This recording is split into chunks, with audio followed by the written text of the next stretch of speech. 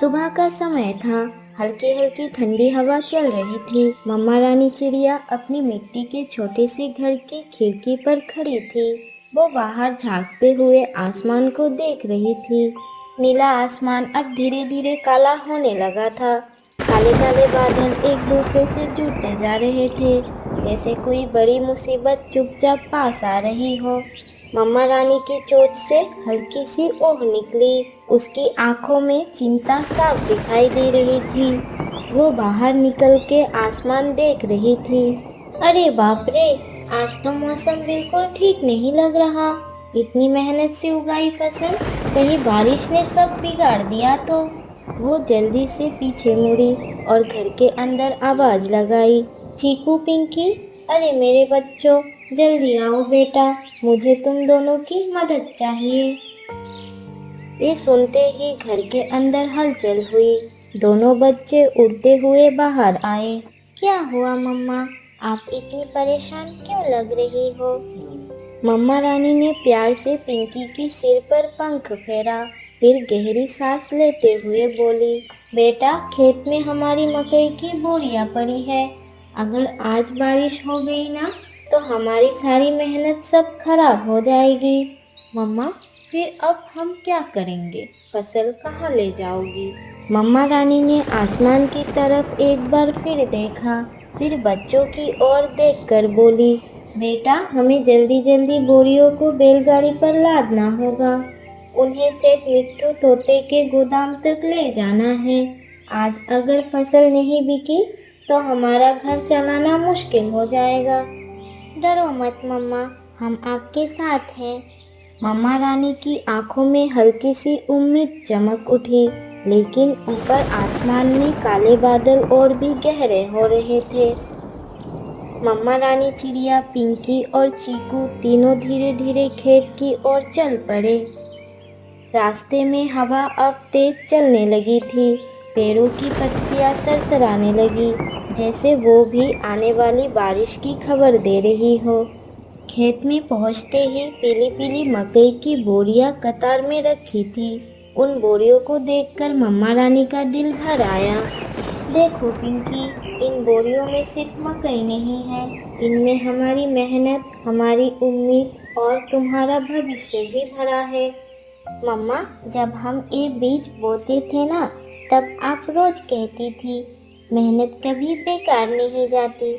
हाँ बेटा, पर कभी कभी मेहनत को समय और हिम्मत दोनों की जरूरत होती है। तभी चीकू ने एक बोरी उठाने की कोशिश की। बोरी थोड़ी भारी थी। अरे, ये तो मुझसे भी ज्यादा भारी है। अरे चीकू, ऐसे नहीं, पहले नीचे से पकड़ो, फिर धीरे धीरे उठाओ। दोनों मिलकर बोरी उठाते हैं और बैलगाड़ी के पास लाते हैं। मम्मा रानी उन्हें सही से जमाती जाती है। देखो बच्चों, काम चाहे छोटा हो या बड़ा, अगर मिलकर किया जाए तो आसान हो जाता है। आसमान में अचानक बिजली हल्की सी चमकी और दूर कहीं गड़गड़ाहट की आवाज आई। मम्मा रानी एकदम चौंक गई। ओह नहीं, बारिश पास आ रही है। मम्मा, डरिए मत, हम जल्दी जल्दी सब कर लेंगे। कुछ ही देर में आखिरी बोरी भी बैलगाड़ी पर रख दी जाती है। अब तुम दोनों घर जाओ, आसमान ठीक नहीं लग रहा। मम्मा, क्या हम आपके साथ नहीं चल सकते? नहीं बेटा, अगर बारिश हो गई तो रास्ता खतरनाक हो जाएगा। तुम दोनों घर पर ही रहो, मैं जल्दी लौट आऊंगी। ठीक है मम्मा, लेकिन जब वापस आओगी तो हमारे लिए कुछ अच्छा लेकर आना। जरूर बेटा, अगर भगवान ने चाहा तो आज खुशखबरी लेकर लौटूंगी। वो बैलगाड़ी को आगे बढ़ाती है। पीछे से पिंकी और चीकू मम्मा को जाते हुए देखते रहते हैं और ऊपर आसमान में काले बादल और भी घने होते जा रहे थे। मम्मा रानी चिड़िया धीरे धीरे बैलगाड़ी चलाती हुई सेठ मिट्ठू तोता के गोदाम के सामने पहुंची। मम्मा रानी ने गाड़ी रोकी और गहरी सांस ली। हे भगवान, पता नहीं आज क्या होगा, मेरी अनाज बिकेगी या नहीं। सेठ मिट्ठू तोता निकल कर आया। उसकी आंखों में चालाकी थी और चेहरे पर झूठी मुस्कान। अरे अरे, मम्मा रानी बहन, आ गई आप। आज तो मौसम बड़ा खराब है ना। हाँ सेठ जी, इसलिए जल्दी फसल बेचने आई हूँ। मकई अच्छा है, पूरे साल की मेहनत है। मकई तो ठीक है, लेकिन आज बाजार मंदा है और ऊपर से बारिश का खतरा भी। सेठ जी, आप जैसा कहें, बस सही दाम दे दीजिए। मेरे बच्चे मेरे घर पर इंतजार कर रहे हैं। देखो बहन, मैं किसी पर एहसान नहीं करता। आज की हालत देखकर मैं एक बोरी के सिर्फ 5 रुपए ही दूंगा। ये सुनते ही मम्मा रानी के पैरों तले जमीन खिसक गई। 5 रुपए? सेठ जी, इतने में तो बीज का खर्च भी नहीं निकलता। मैंने धूप बारिश सब सहा है। लेना है तो लो, नहीं तो गाड़ी घुमा लो। बारिश आ गई तो फसल सड़ जाएगी, फिर मत कहना मैंने चेताया नहीं। मम्मा रानी की आंखें भर आई। उसने आसमान की ओर देखा। दूर कहीं बिजली चमकी। क्या मेहनत की यही कीमत होती है? नहीं सेठ जी, मेरी मेहनत इतनी सस्ती नहीं है। मैं अपनी फसल वापस ले जा रही हूँ।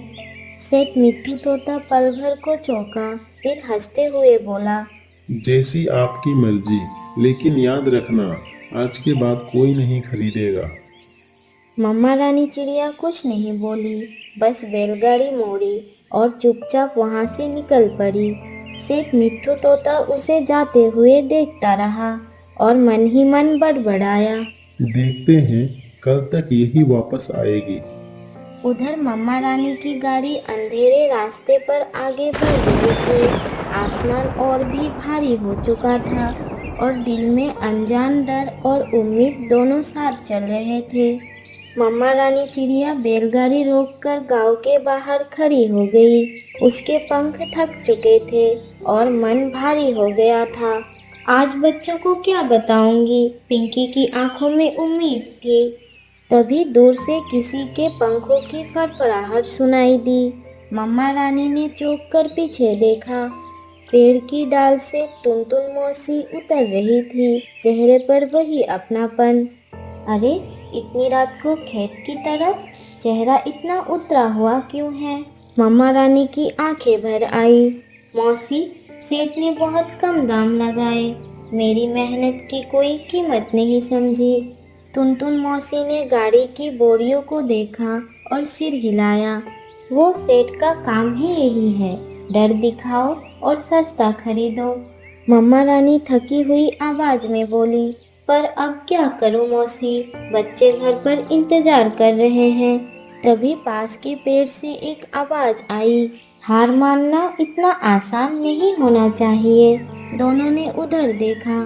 डाल पर बैठी थी टूनी चिड़िया, छोटी सी लेकिन आंखों में समझदारी।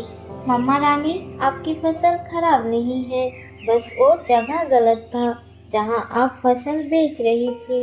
मम्मा रानी ने हैरानी से पूछा, तो सही रास्ता कौन सा है? गांव के उस पार सुबह एक खुली मंडी लगती है, वहाँ अनाज का सही दाम लगता है। अरे हाँ, मैं भी चलूंगी साथ, अकेले नहीं जाओगी तुम। मम्मा रानी के चेहरे पर पहली बार हल्की मुस्कान आई।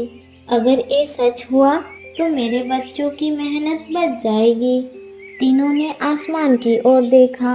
बादलों के बीच चाँद झांक रहा था। मम्मा रानी ने बैलगाड़ी आगे बढ़ाई। गांव की कच्ची सड़क पर अब डर नहीं था, सिर्फ उम्मीद थी। रात गहरी हो चुकी थी, जंगल बिल्कुल शांत था। मम्मा रानी घर पहुंची और अपने बच्चों को फसल नहीं बिकी सब बताई। मम्मा रानी अपनी मिट्टी के घर के बाहर बैठी आसमान को देख रही थी। दिन भर की भागदौड़, चिंता और थकान उसके चेहरे पर साफ दिख रही थी। हवा धीरे धीरे ठंडी होने लगी। काले बादल अब छट रहे थे। आसमान साफ होने लगा और एक एक करके तारे चमक उठे। मम्मा रानी ने चैन की सांस ली।